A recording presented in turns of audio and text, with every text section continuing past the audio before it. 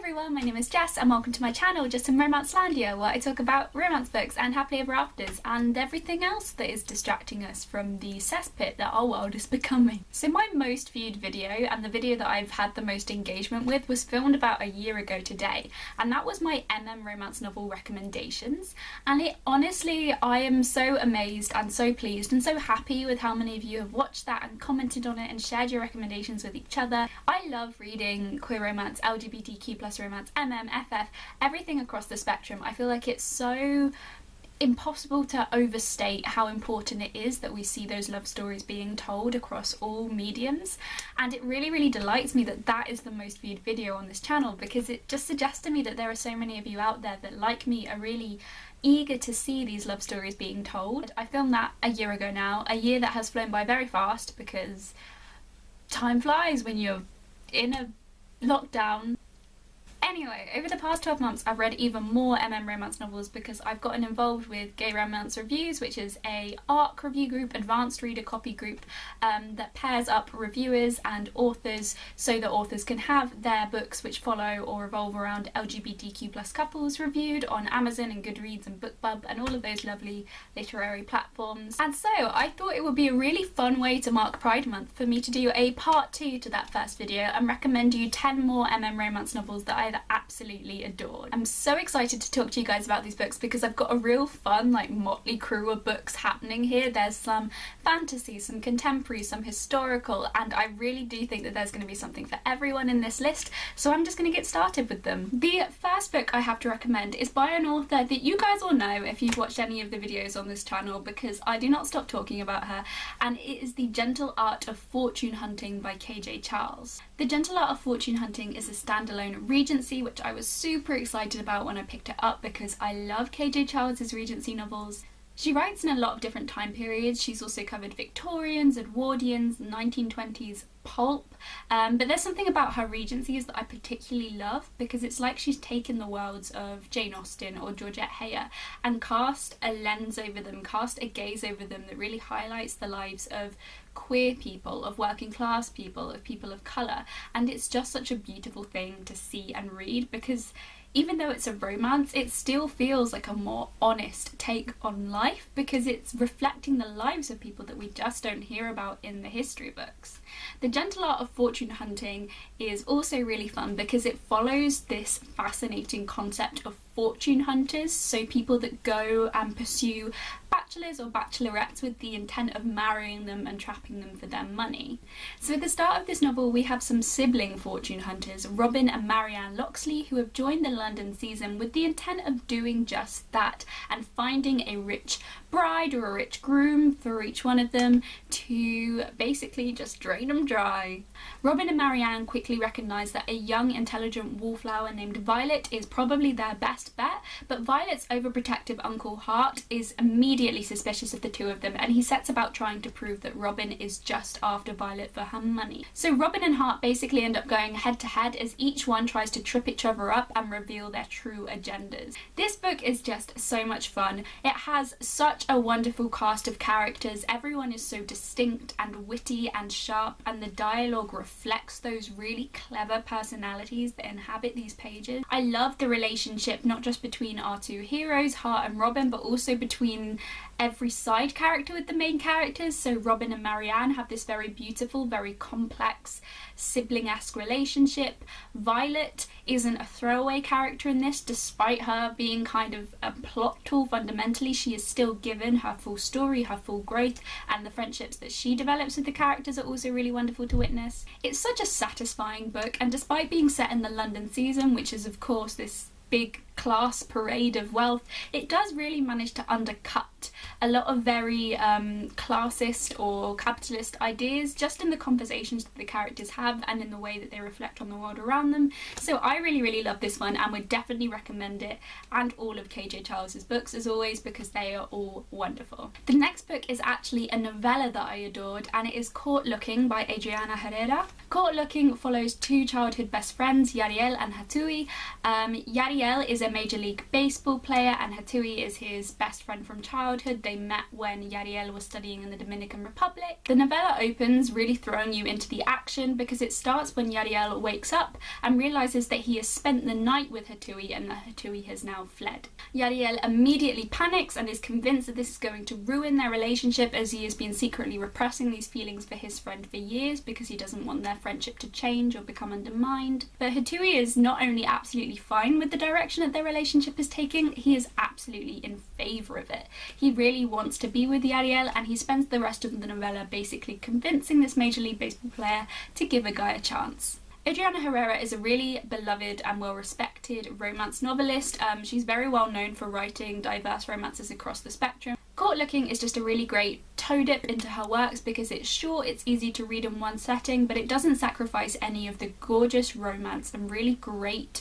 angsty character dynamics that her books feature.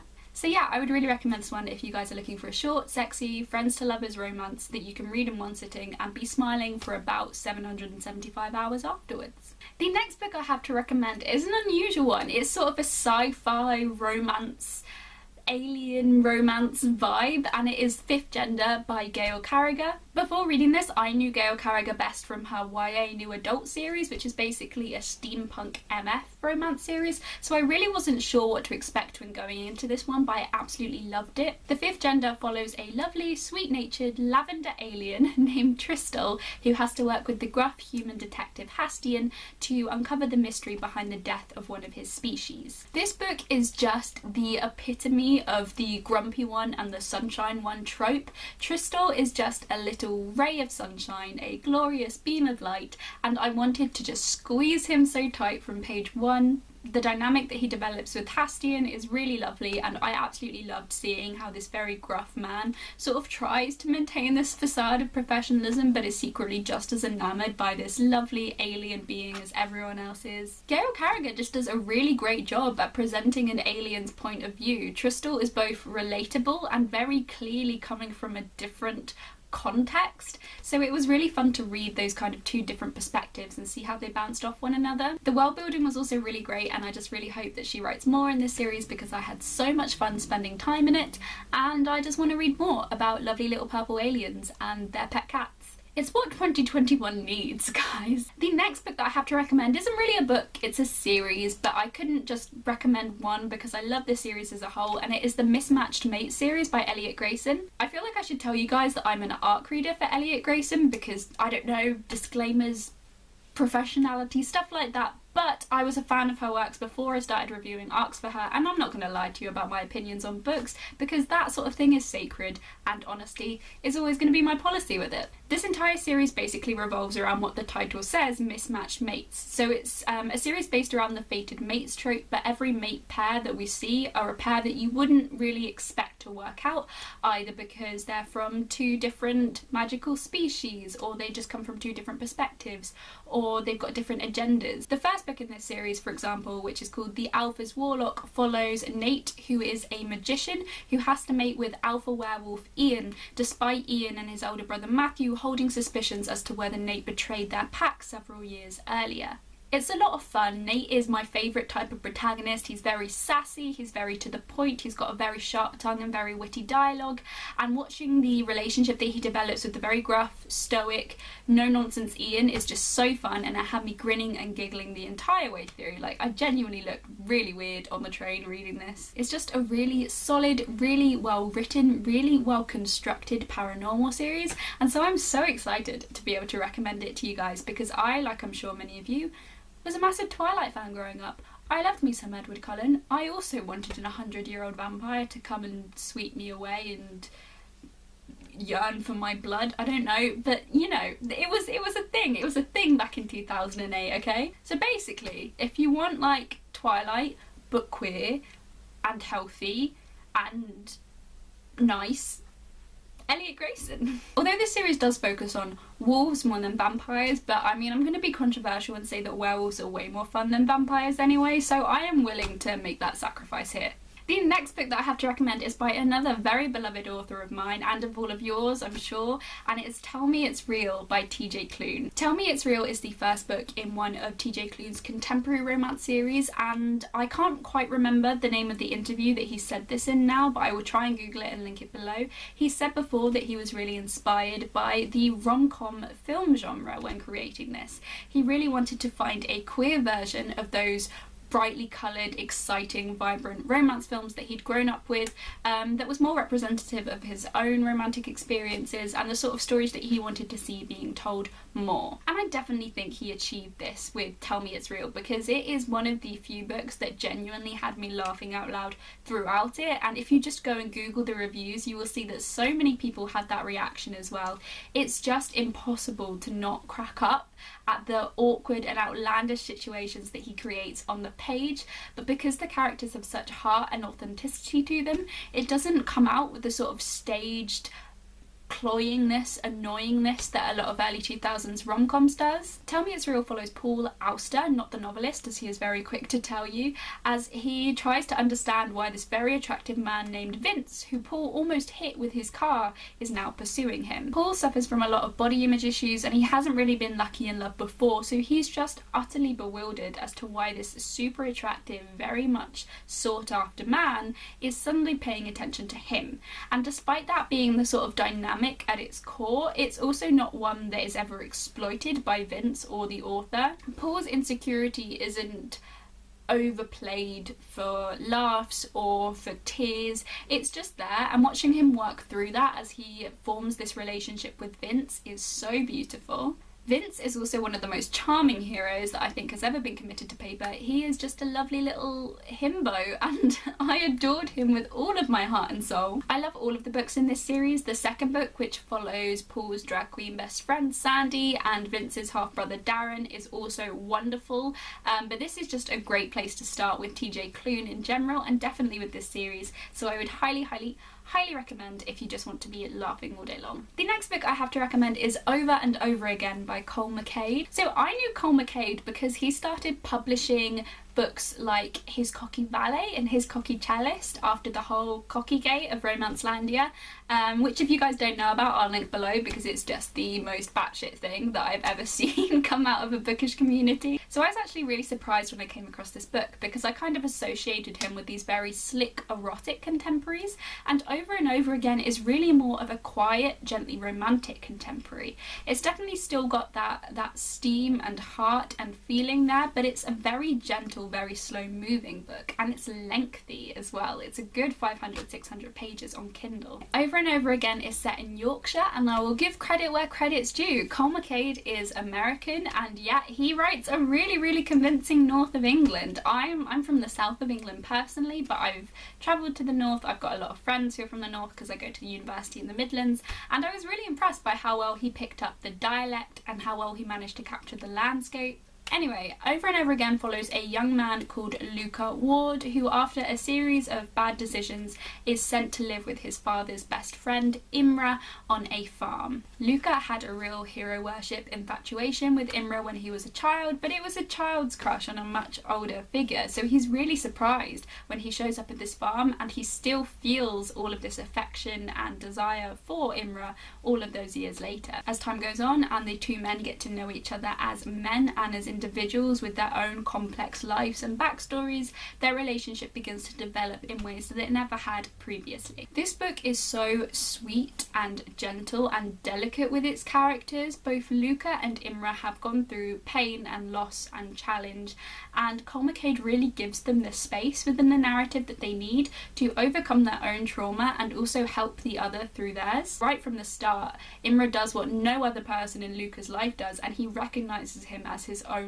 valid person in control of his own life and his own future. So we still got all of that wonderful conflict that comes from an age gap romance without any of the uncomfortable power dynamics that I know are issues for other people with this trope as well, and I really enjoyed it and would definitely recommend this one. The next book I have to recommend is Exhale by Joel Abernathy. I would describe Exhale as a dark paranormal. It's definitely a lot darker than Elliot Grayson's Mismatched Mate series. It follows Jack, who is a former miner who is trying to take care of his teenage daughter after the death of his wife. Jack and his wife had a very fraught and difficult relationship. She was unfaithful to him multiple times, and he once found a letter from a former lover named Nikolai which she kept on her even 16 years after the birth of their daughter. One day Jack's daughter is taken and he is shocked when the man that wrote his wife this letter, Nikolai, shows up on his doorstep claiming to be a werewolf and also claiming to know exactly who has taken his daughter and where they have taken her to. This book was just so gripping right from the start. It's dark, it's twisted, it's sexy, it's unpredictable, but it also has a really lovely enemies to lovers romance that develops into a very genuine bond running through it. I really liked how gradually the feelings that Nikolai and Jack were developing for one another were explored.